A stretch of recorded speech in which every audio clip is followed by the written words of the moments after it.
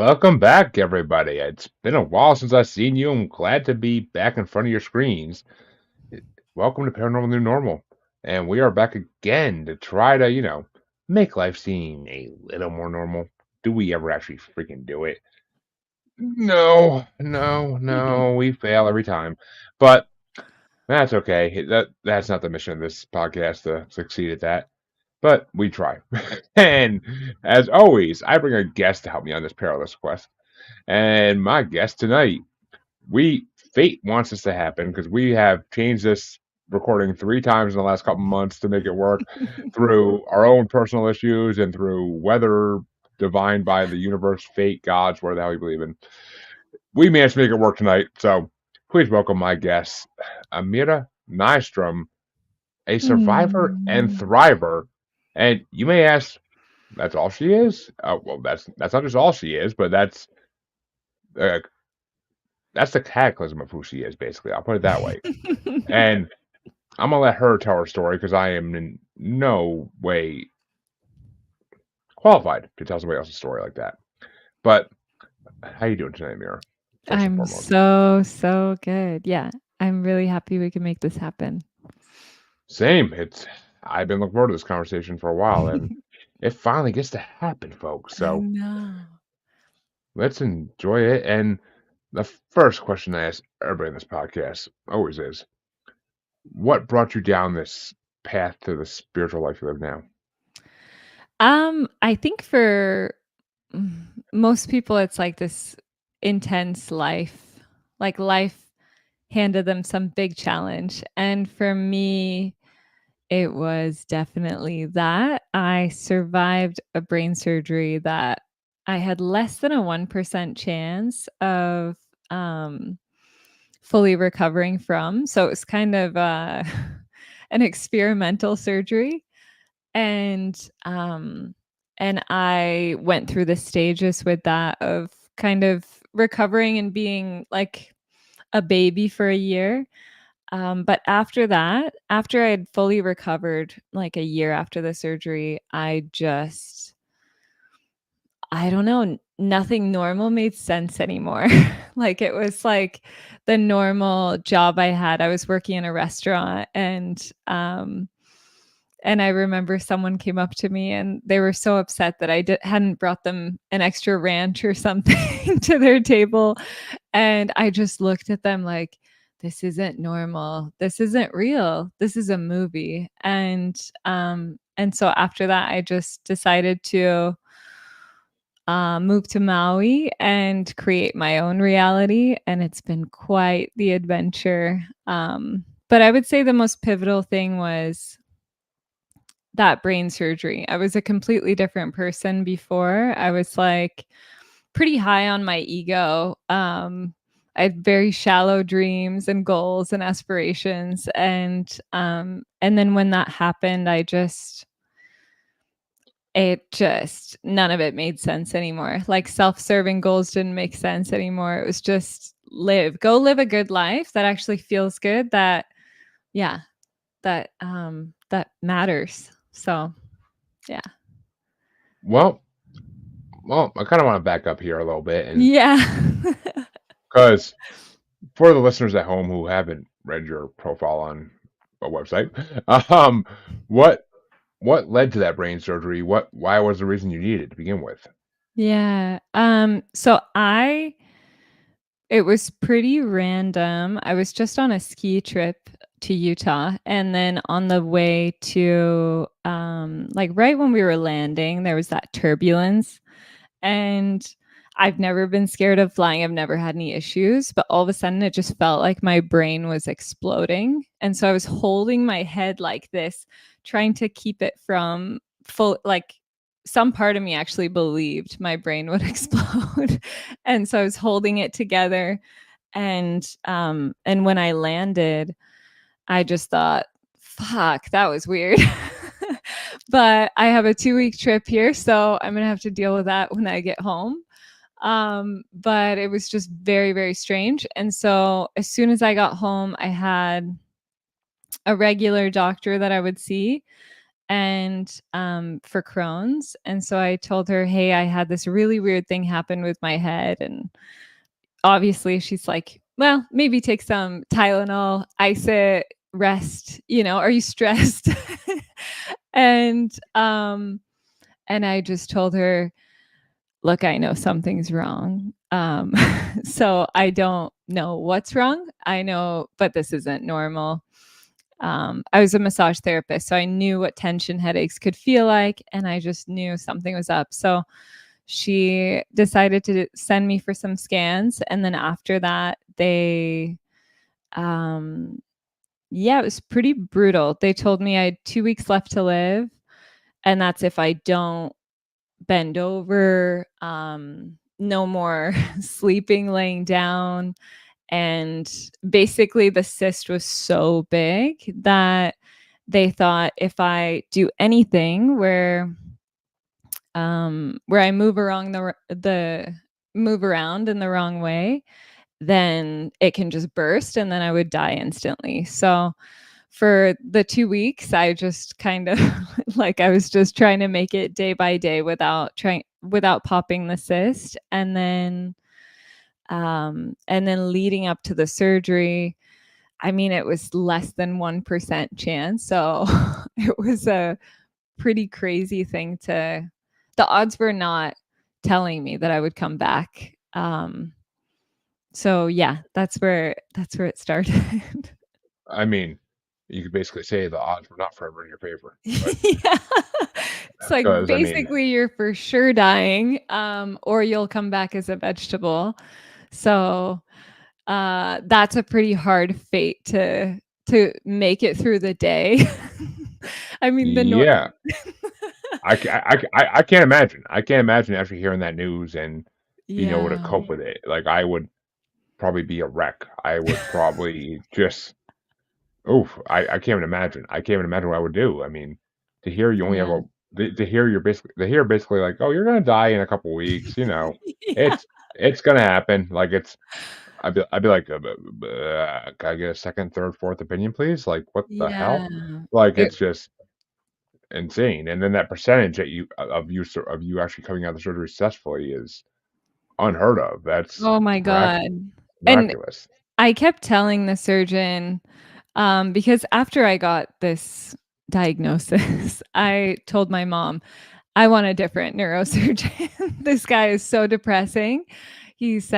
Because he said less than 1% chance. And I kept telling him, well, when I get out of this, then I'm going to go to visit Brazil and I'm going to go travel and do all this stuff. And he's like, no, I need you to fill out your living will and to be realistic. The surgery's never worked before. And I thought it was so weird that he had such a dry way of communicating. And then I talked to my mom and stepdad, and they said that that's actually a good thing. That neurosurgeons with a lot of like that's a part of their magic. That means that they're really good at their job when they just treat it very matter of fact. And so I just went with it. But yeah, pretty wild to face that less than 1% chance. When I first found out, I just went home and I ate a bowl of cereal, and the cereal had gotten so soggy, and I was just spacing out, staring at a wall. And my roommate came home and he's like, you look a little weird. I was like, yeah, I might. So I've got 2 weeks left to live. And he's like, shut up. Because I would normally prank people all the time. So I thought he thought I was just messing with him. We would scare each other. But yeah, I was like, no, I have 2 weeks left to live. And he's like, no way. And I think it took all of us, like, it just kind of hit as a shock because I was 21. And so it's just not something that you think about at that age facing. But yeah, it was wild. So, all right. So let's fast forward a little bit. Mhm. So you come out of the surgery successful against the odds, Yeah. and what did you start doing after it once you were fully recovered? I once I fully recovered, so it took me about a year when I was in partially a little bit vegetable-like. My family called me a puppy. They had to stop by and walk me, feed me, and, I started picking up a job, but I kinda just worked an hour here and there just to, be social. But I just wasn't fully it didn't feel like I was a normal human anymore. I didn't have the attachments that most people do, like my mom and family talking to me. I just didn't feel connected in the way that they did. Like they're like, "Do you want to talk to grandma?" And I was like, "It's just a person. Like why do I what is this attachment that, it was so strange to me that I just had attachments and I felt nothing towards them. So I just, as soon as I recovered, I had spent, so a little interesting. So before the surgery, I had made a bunch of journals for Amira in case you forget who you are. This is what you like to do.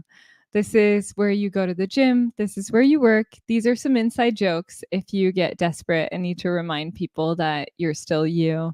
But I made videos and journals and things for afterwards. And so I tried to keep up a little bit once I got out of the surgery with my old life. And then after a year, I had just had it. I couldn't remember anything anyone was talking about. I would run into random people on the street, and one of them said, "Doesn't that guy remind you of our college professor?" And I was just looking at him like, "What? I went to college?" Like, I just didn't. And some grandma was speaking Swedish, and I just could not. I was like, "What is happening? I don't speak Swedish."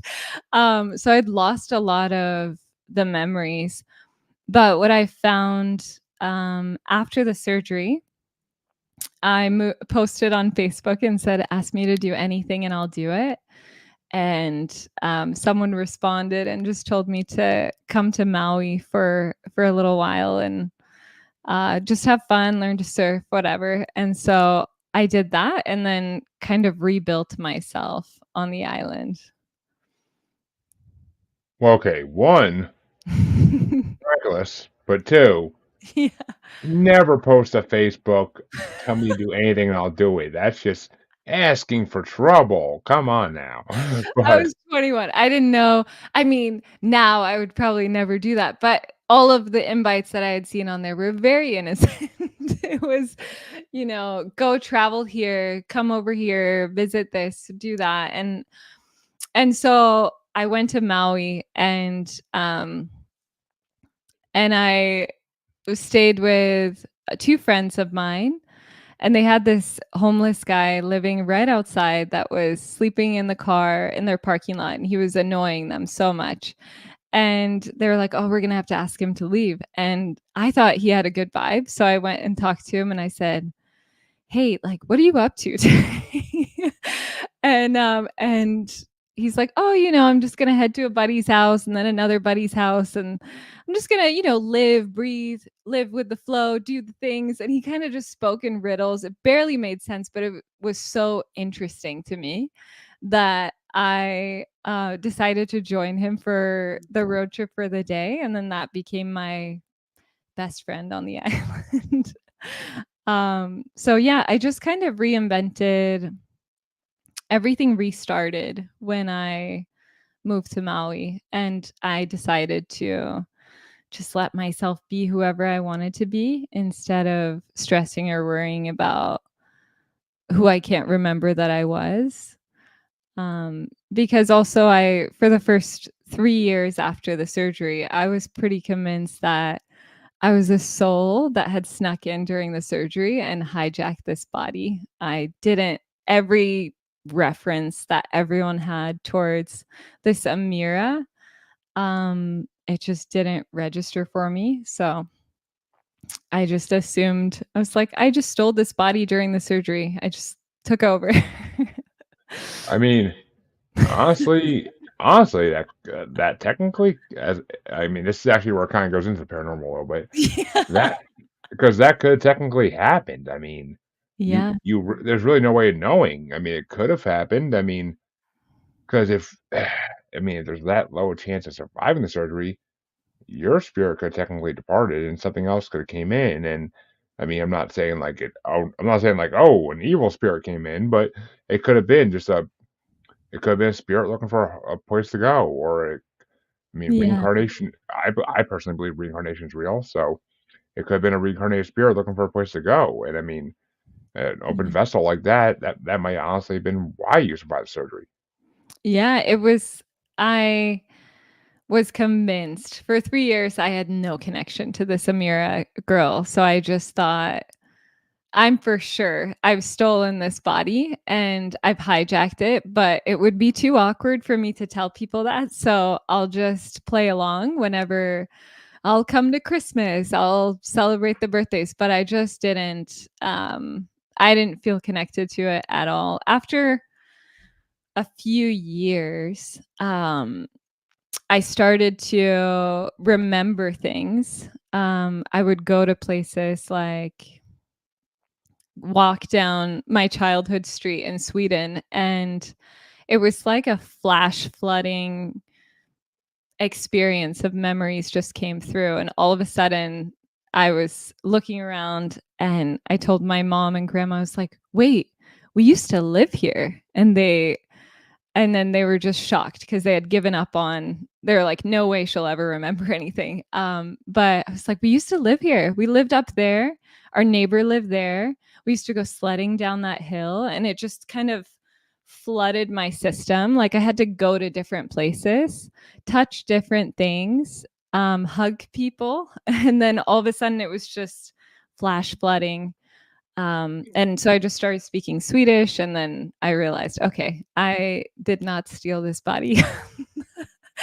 But it was definitely what I believed for years, because when I was going through the actual surgery process, I had a pretty strange, it's not normal. I had a very interesting experience where I felt at peace going into it, and I thought, "Ah, it's fine. I've lived a good life. Like, it's not a problem." And then as they're wheeling me off, I just felt this deep desire to keep living. And so when that happened, I went into,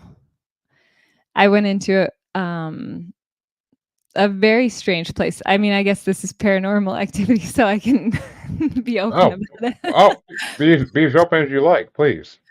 Um, yeah, so I went into what seemed like almost a panel of, spirits. Like, it looked like, kinda like set up like a courtroom. So 5 main energies of different beings. And, and then I just begged them to go back. It was like all white room, and then these beings that felt frozen and inaccessible, like they were just shut off. But for some reason, I knew I was supposed to beg them to go back, and so I did. And I just said, please, I just want to go back for my people. Like, I don't want them to go through the process of having lost their sister, their brother, their this, their that, their friend. I just think this is going to be such a like dark experience, for the people closest to me. And while my desires were just for myself, these spirits weren't responding. And then, as I started to make my goals and dreams bigger, and I said, if you send me back, you can plug in anything. You can tell me to do anything. If there's any loved ones you guys have lost, that if I go back and I can show up for them, you can just plug me in like a computer. I will do anything for anyone. And then they started to respond. Like, it felt like their energies were moving. So in my head, I was like, okay, progress. Like, this is helping. And I kept pleading and hoping that it would just that they would keep or that they would respond and give me that space to go back.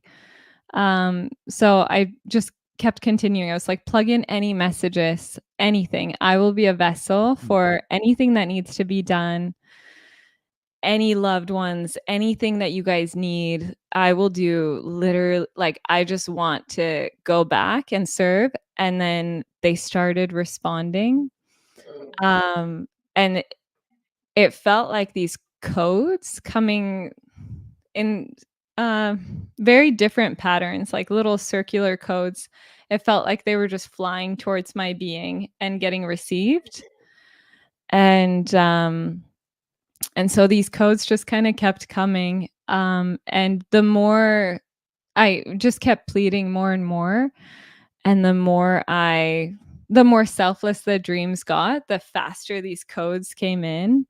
And it just felt like I was being plugged into like a computer and eventually woke up.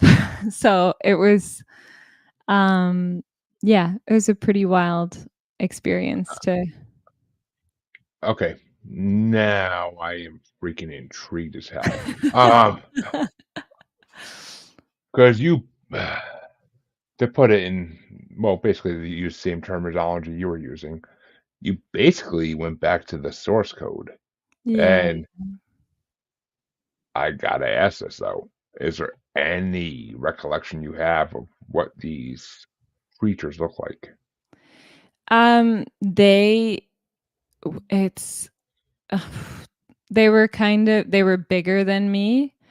But honestly, they just were patterns. Like they weren't they Like looking at computer, basically like looking at computer coding in a way. yeah, it was coding basically. And it was just these energies of um 5 frozen figures. It wasn't like human faces, and it wasn't that they spoke. And even when I was pleading and begging, it wasn't that I was like yelling and talking with my mouth. It was this energy of like my energy is just opening and begging to go back, and they could feel it. And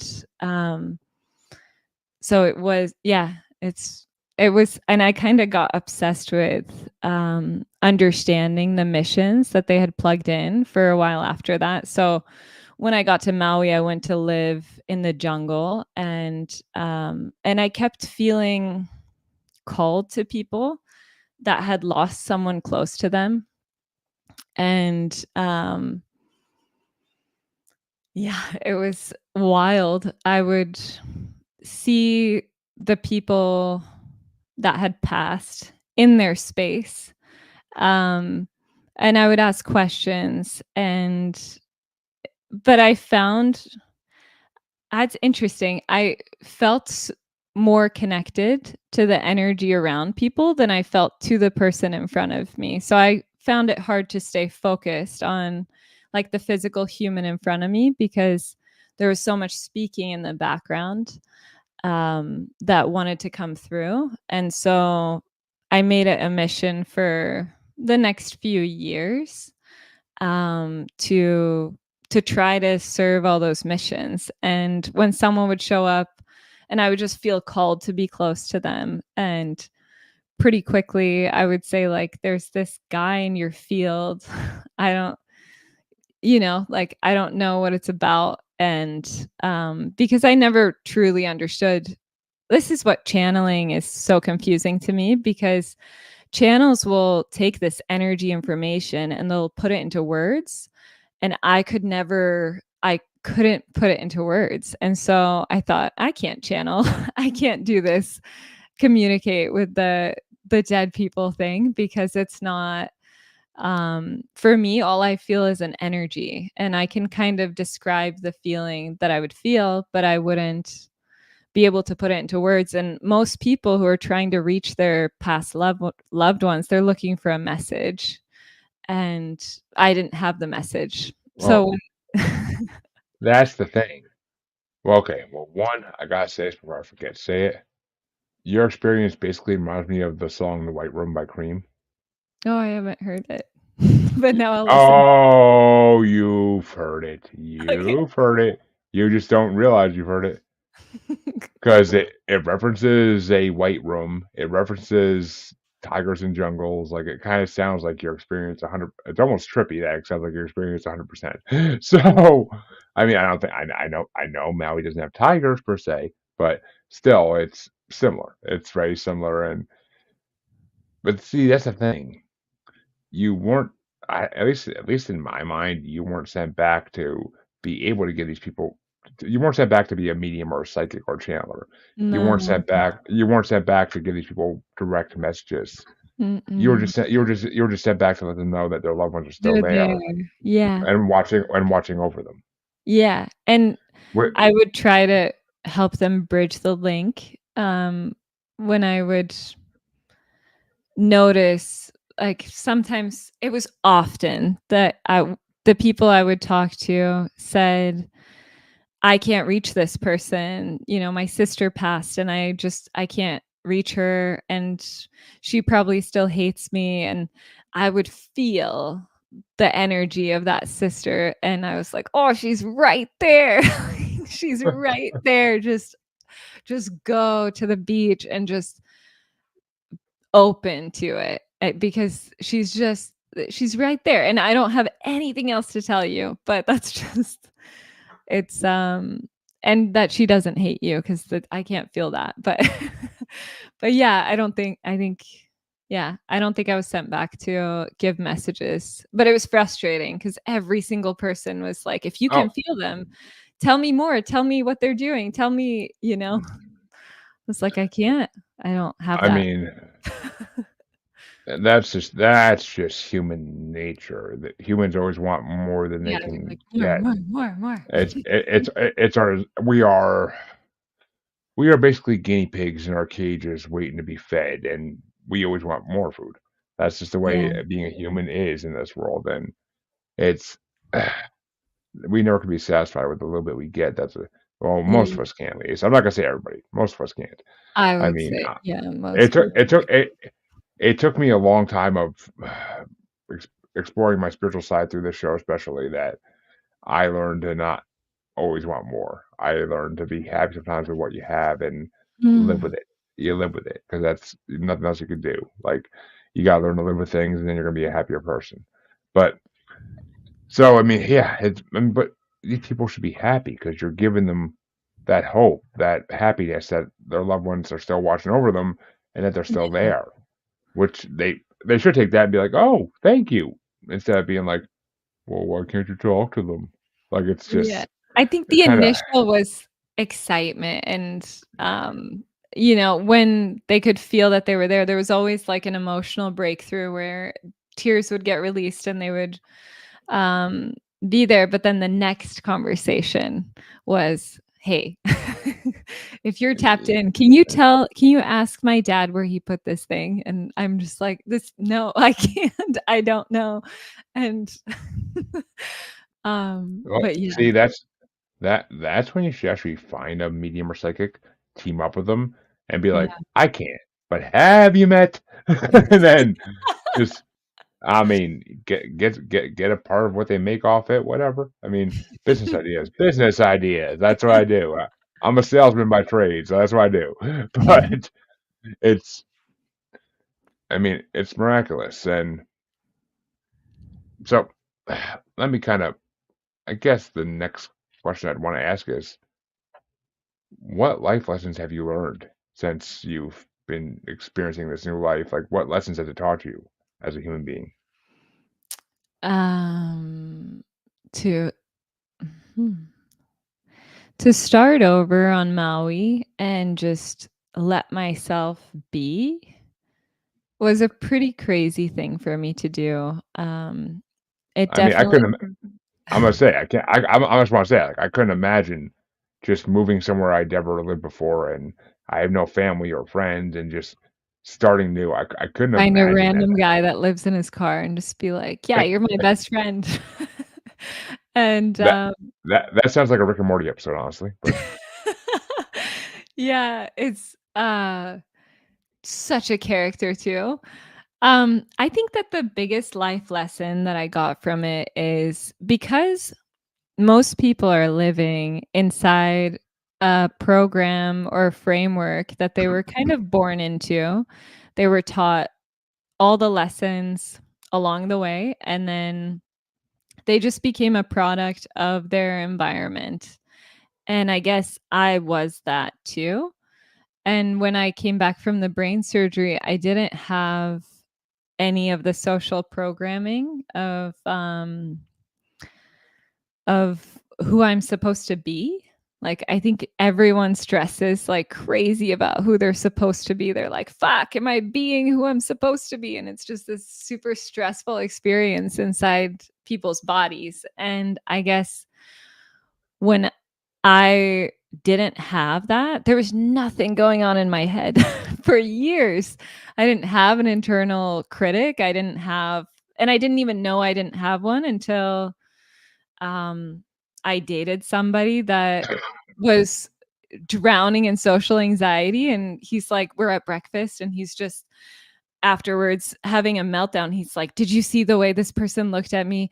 Like, he hates me. And I just was so confused. I was like, wait, I thought we were just eating waffles together. Like, what do you mean?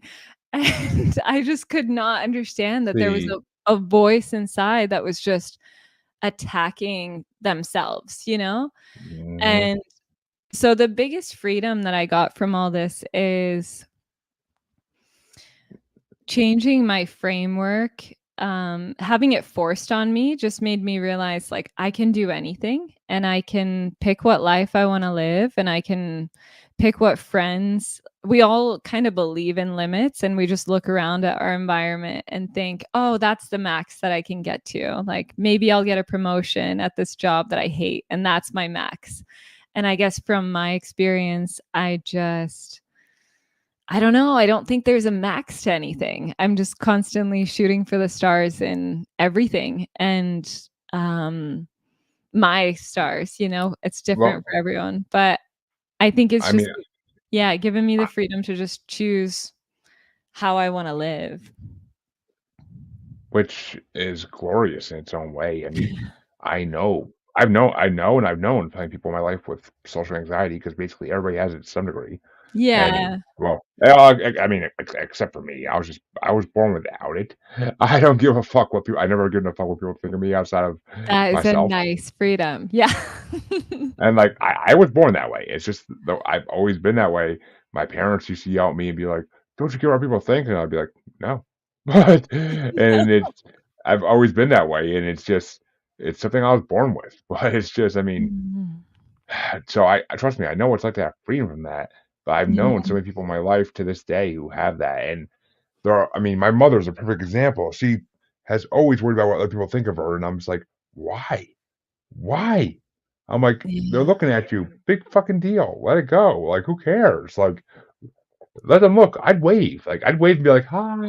Like, it just doesn't make a difference. Like, look at me all you fucking want. You're not gonna change my attitude. You're not gonna 'cause people like that who judge other people in public are just they're trying to get a rise out of you. They're Yeah. trying to they're miserable and they're trying to make you miserable. That's all they're trying to I mean, yeah, if you guys would hang off your face, maybe look like that. But other than that, like it's just they're trying to make you miserable. And no, I'm not nobody should let anybody else on this earth make them that miserable just by being around them. Like it's just no. That's Yeah. that's that's exactly why I asked this question, because that's a perfect life lesson to learn. I mean, it kinda sucks you had to go through a hard brain surgery like that to get to that point, but it sucks horribly, but it's it's where you're meant to go. Because I mean, I myself am a huge believer in fate, a huge believer in karma, and that the universe has a plan for us. I don't like to think there's any deity out there, but, Yeah. the universe has a plan for us, I like to think, and I think what you saw in the White Room was basically you saw the universe, or at least its representatives. You saw the Mhm. source code. You Yeah, saw the the source code. representatives.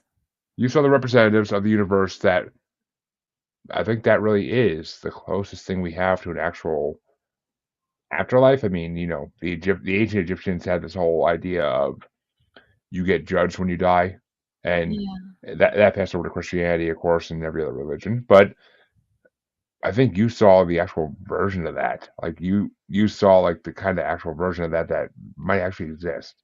Because we're not going to be pleading to some alligator god like they believe, Sobek, but or we're not going to be pleading at the pearly gates of St. Peter. Like it's not the way life works. We're going to be, if anything, talking to the universe, talking to a source code. I mean, because if if the universe is everything planned, then the universe is basically a giant computer in a way, and it's got its own code. It's got its own source code that no one can read. Well, okay, maybe some can. I've met psychics, I've met mediums that can kind of predict what the universe wants to happen. So maybe they can read the code in their own special way. But Mm. the universe is a source code. I can 100% believe that. We wouldn't have words to put. We wouldn't have that term to put that in even until God 20 years ago, maybe 30, maybe 30, when computers first started becoming a thing and people made that lingo up for coding computers. But yeah, I think you met the source code of the universe, and they gave you and you wanted to go back, so they gave you a purpose, and they gave you the purpose they Yeah. thought probably that you're supposed to have, probably the purpose you're supposed to have eventually. You probably would have found it out. You probably would have had a spiritual awakening of your own eventually if this didn't happen. Yeah. But I think it just kind of got rushed, and they're like, all right, she wants to go back. Let's start this earlier so she can go back and serve her purpose to us.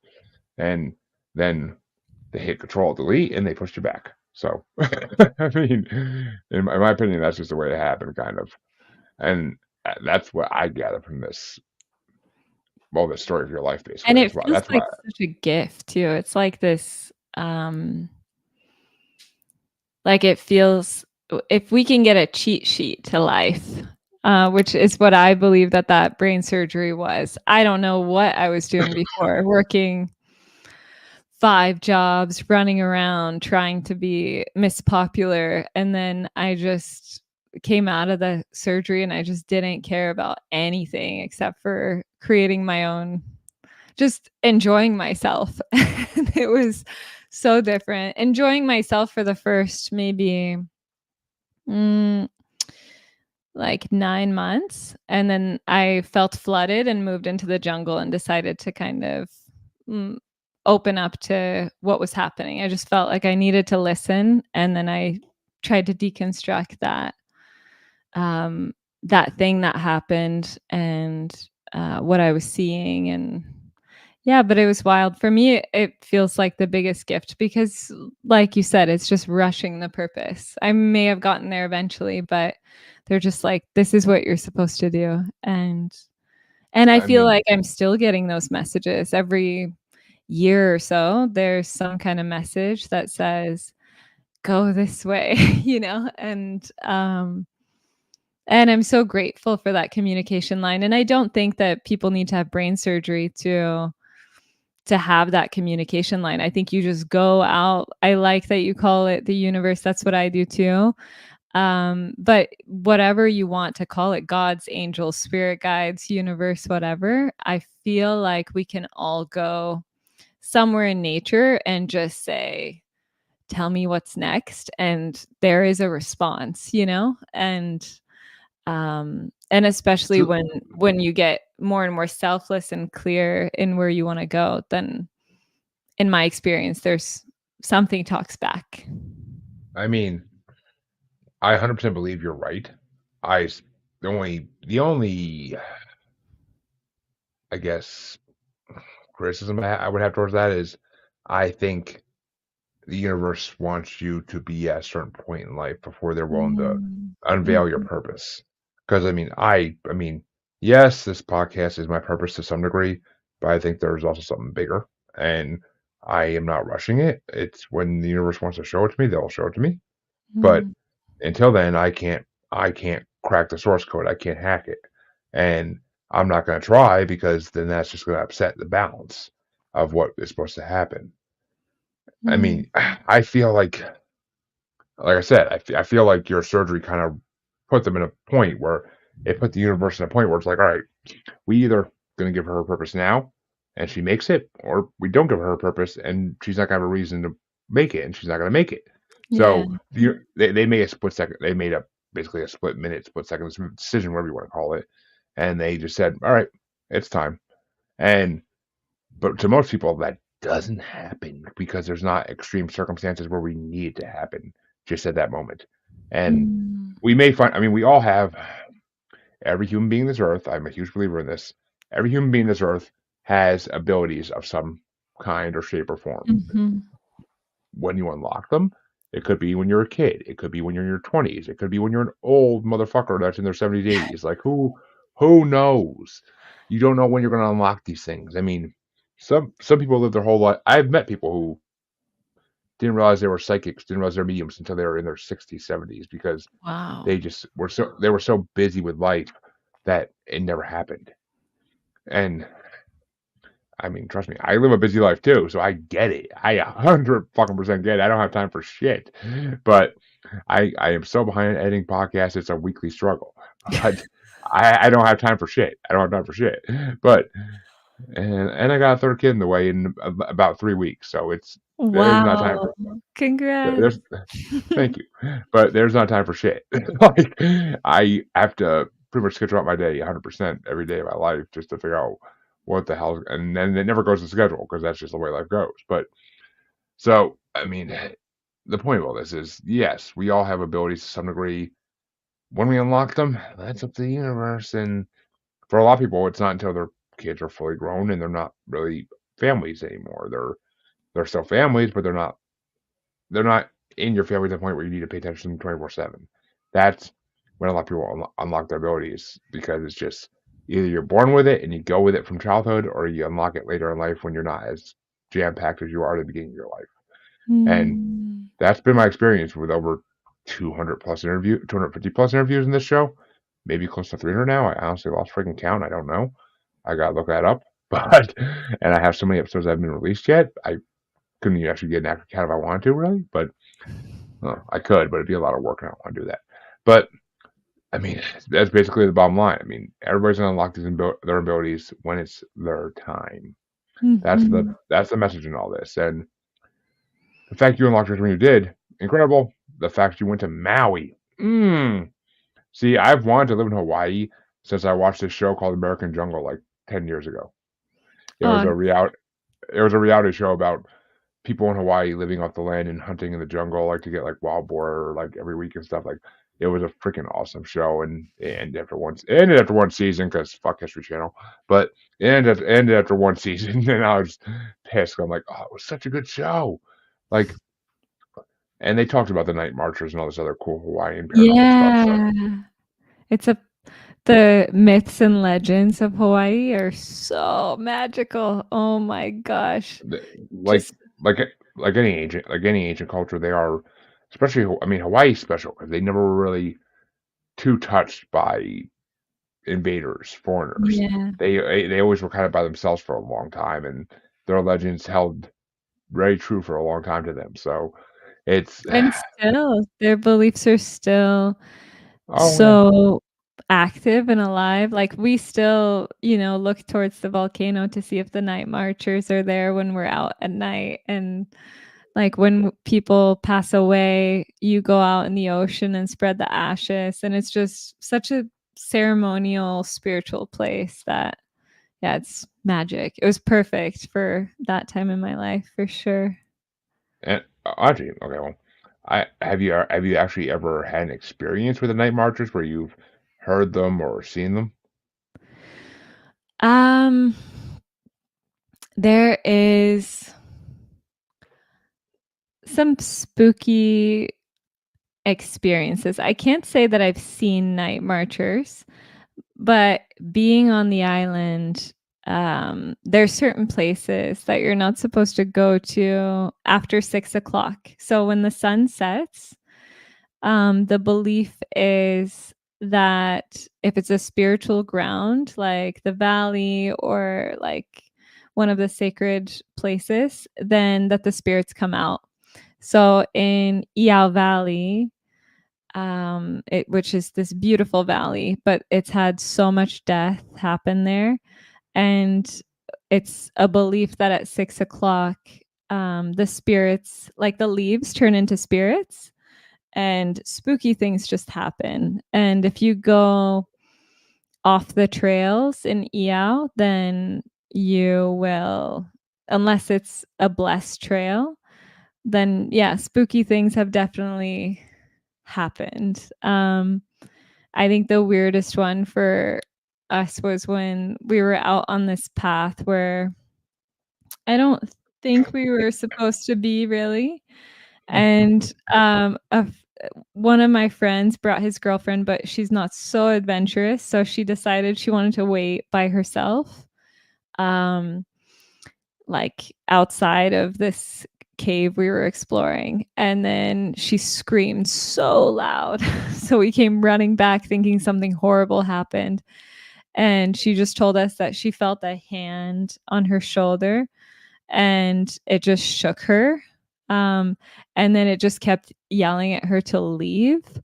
And it's a spooky place where then as we're hiking back, we all kind of felt this energy of leave, we're not supposed to be here. So it's yeah, it's very trippy.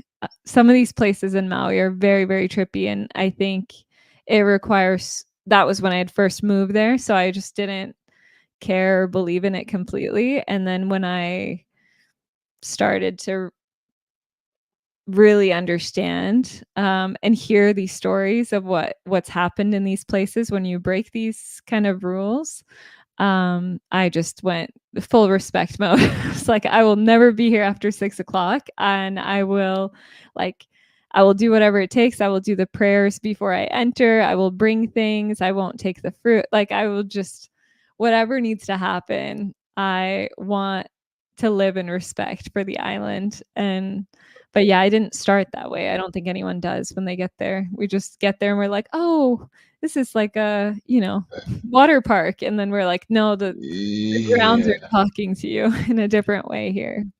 See, okay, well, before I get to what I gotta say, evening Nocturnal Frequency Radio, thank you for watching as always. And C4 says it reminds him of Princess, I'm gonna butcher this, but Princess Mononoke. Actually, I made it that right. Which is, I still have to watch that. I haven't seen that anime yet. But so I don't know the storyline. I don't know I don't know your reference there, buddy. But I'm sure you're right. I haven't seen it yet, but and honestly, it might be based on that. I wouldn't be surprised. I mean, the Japanese know plenty about Hawaii, but um, I mean, and I will say it's probably a good thing you haven't seen the night marchers because from everything I've heard, once you see them, you're not seeing much longer after that. So, Yeah, nothing good happens. you join them if you see them from all the legends I've heard. So, Yeah. and I don't think you want to join them unless you're already passed away. I don't think you want to join them. So, Mm-mm. but I think when we would see shadows just coming down the volcano, we're like, "Okay, we're out of here. Just let's yeah, go. Let's." and Because I don't know, and I mean, it could be the eyes and mind just playing tricks, but that I doubt island,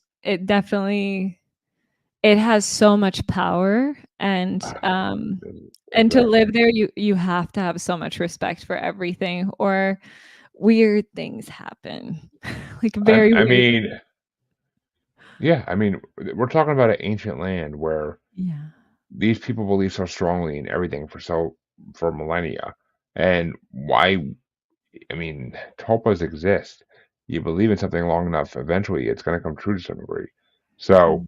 especially if enough people believe in it. So, and I mean, from legend tells us, from what I've learned, especially from that show I watched, American Jungle, they actually had a huge part of it on one episode dedicated to the Night Marchers, and that's where I first learned about this Wow. phenomenon, this event. And they said you hear the drums, and once you hear the drums, Yeah. you get out of the Run. jungle. You Yeah. get you run, you get out of the jungle before they see you, before you see them. Yeah. And if you happen to not get out in time and they're coming down, you better close your eyes and not look at them because Mhm. otherwise you're not coming back. But so I mean that's what I know of the Lord of the Night Marchers. Other than that, there's at least from my understanding very little to know because it's a spirit phenomenon, which they're all the same. I mean, you can see the same. You can see the same thing at hear the same thing even at Gettysburg and down Virginia, or you can see the same thing a lot in the old west, at places in America. Like, I mean, there's a lot of places in the world you could see spirits that are very active in groups. But Mm. the night marchers are a special case because they're not exactly spirits. I don't. No one really knows what they are. Like, they're kind of like just this ancient. They might be spirit. They might be spirits. Even they might be ancient spirits because they've been around forever. The night Mhm. marchers have been the Hawaii legend forever. So, I mean, yeah, and to all those idiots who take rocks from the volcanoes in Hawaii and then go home with it and realize a couple weeks later, oh, I'm cursed. Yeah, you damn straight you are. Fucking stop touching shit you didn't touch. Bad. We went to go ask the post office in Hawaii about this because, um, well, we were at the post office and they were talking about how many rocks they get sent back. Oh, I've I think it's so funny that because people think, that they can just bring these, stones home, lava rocks, and just use them as decorations. But what they don't realize is that in Hawaii, the belief is that when your soul pass or when you die, your soul goes into the stones. And so when you're taking stones with you, that you're actually taking spirits off the island and they don't want to leave. And hmm so the only way to like free yourself of that is to send the rocks back. So the post office will just get rocks mailed back. Yep. But it's I've I've so heard funny about to me. that. I've I've I've heard about that on documentaries and on other podcasts. I've heard like tell that of people that have experienced this and actually have sent things back. I mean, it's kind of similar to Robert the Doll. Like, you take pictures of him and you're cursed. Like, it's and people and if you go to if you look at pictures of the museum and that Robert the Doll is in Key West, Florida, there are so many postcards on the wall of people apologizing for taking pictures of Robert. It's funny. It's funny and also kind of scary that a doll has that much power. Yeah. And I mean, Robert, I fully believe in you. I would not fuck with you ever. I don't fuck with no haunted dolls. No, no. But I swear to God, there's a freaking doll that my grandmother gave to my child. That's just in the corner of our living room. And I swear to God, it's Mhm. like that. It's like that thing moves some nights. I don't fucking know what it is, but it's creepy as shit. And oh, thank you, Nocturnal Frequency, Leonard Nimoy. I will take that as a fucking compliment. I love Leonard Nimoy, and I guess okay. I guess I kind of hear it. That deep voice has many qualities that people find enjoyable. But enough of my married life. But so yeah, I mean it's I guess well actually we're getting close to the end here, but before we end it, I gotta ask. So if you were asked by the world, say, to give everybody in the world one piece of advice that they should really, really know based on Mm. what you learned in life, what would that advice be? I know this is a Yeah. fucked up hard question, but it's No, no, I what love it. I think just dream bigger is the biggest thing that, I've studied the mind so much now, and I became a hypnotist, and it's became this, beautiful thing where I help people access their bigger vision and then communicate from that vision to the part of themselves that's here now or confused or stressed or whatever, and just trying to help people unlock that. But even without a hypnotist and without, I mean, wherever you are in the world, I guess I would just say, fucking dream bigger. Don't just go with what's automatic. Like, really put it on paper, put it on a vision board,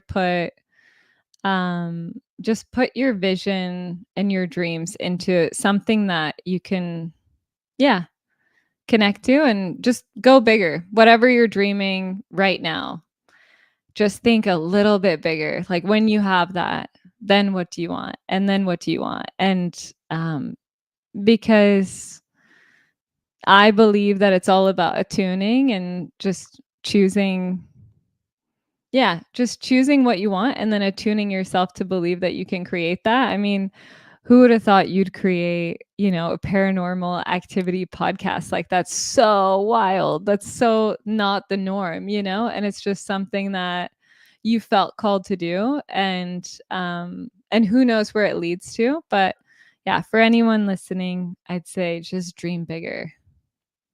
Well, it's it's funny you say that because I mean, yeah, I mean, well, I started on another podcast that was a pop culture thing, and Mm, they told me like you have a voice. I mean, kind of like Nocturnal Frequency just did, but not in that exactly that way. But they're like, you have a voice. You need to. You have things to say. You need to start your own podcast. Do yeah. something you love. And I listened to at that time. I had more time to do this, so I listened to a lot of paranormal podcasts at that time because paranormal podcasts are not that a regular. Trust me, there's a lot of them out there. I have a lot of fucking competition, but Oh, really? well, they're not competition. I mean, I'm in a network of paranormal podcasters. But it's all brotherly love for the most part. But well, except for a few assholes. But it's basically, I mean, it's not that unusual, and it was what I was drawn to. I mean, I and 250 plus episodes later, it's obviously I was right because I and it's not even about my beliefs. It's not about me. My beliefs change based on this show every fucking month. Like, come on. I learn new things every month in this show, and I change my beliefs to fit those. Mm. But it's about the guest. I've been told, and I fully believe, it is my mission to get other people's voices out there and spread it. Spread the voices of other people so that everybody can get these opinions, can get this knowledge that they need to get in order to survive in life. And Mm. that's the point of the show. It's not about me. It's by far not about me. I try to talk as minimal as possible on this show because I don't want people thinking it's about me. If I started my own podcast about things about me, it would be boring as fuck and nobody would listen. I know this. I know this. So, I mean, my life is not that interesting. Well, until lately, but it's not that interesting. But and yes, people listen to the lesson she has taught you because she's right. Go big or go home. That old saying is so true. It's one of the truest sayings in this world. Go. Why settle for mediocrity? Go big. Yeah, and Exactly. just don't hang out in the automatic. Like, question the automatic. Like, something so crazy is that people will take so much longer to write down the groceries that they wanna buy than their dreams, and it's just like, you're just setting sail for, I mean, you can end up anywhere. It's wild, like, the temporary things that get so much of your attention or anyone's attention. I just think we owe it to ourselves to check in regularly and just ask, where where am I supposed to be going, and also where do I want to go? What feels exciting? What do I feel called towards? Well, I will say, as a Instacart driver, yes, people put thought into their groceries past the point where I'm shopping for them. I will be done shopping for someone and they'll add like five things to their list. I'm like, are you fucking kidding me? But so yeah, it's 100% true. People put more thought into their freaking groceries than anything, and it's freaking disturbing. But I don't think I ever have made a list for grocery shop. Okay, that's not true. But if I make a list for grocery shopping, it's not for everything. It's for what I need for recipes or some shit. Yeah. It's not because I'm freaking putting everything on a list. I'll if I forget something, I forget something. It's whatever. I'll go back to the store the next day. It's not a big deal. But you're right. People need to start focusing on their dreams more. And I mean, in this day and age, it's not easy because everybody's I trying to know. survive. Everybody's trying to survive with how bad the cost of everything is everywhere. So Yeah. people are people are trying to survive these days, and I 100% get that, folks. Don't ever think I don't. Trust me, I Mm. get that. I've I've had negative bank accounts for weeks at a time waiting for my next paycheck, so I get Mm. it. But focus on your dreams too. Don't let them go to the wayside and forgotten about.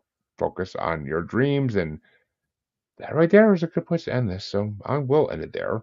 But Amir, if people want to see more of what you're doing or learn from you more, or just basically, or just see you, because I mean, come on, where can they find you?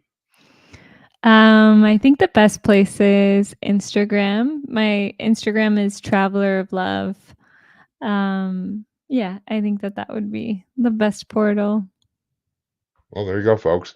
And of course, I'll post that link in the podcast description because that way you guys can go follow Amira and see what other lessons she has to teach us because I think she could teach us a lot. I mean, the source code has made it happen, so might as well take advantage of it because if you're stuck in the matrix, source code will help you. But Mhm. you all know where to find me if you fucking don't. Motherfucking shame! But it's in the outro. Listeners, listen and find out. If you're watching, then just follow me wherever you're watching. Kind of like Nocturnal Frequency Radio just did. Thanks, buddy. I appreciate the follow. But until next, I shall be back to not tomorrow because tomorrow's Halloween. Have a safe one, everybody. But and don't go doing stupid shit.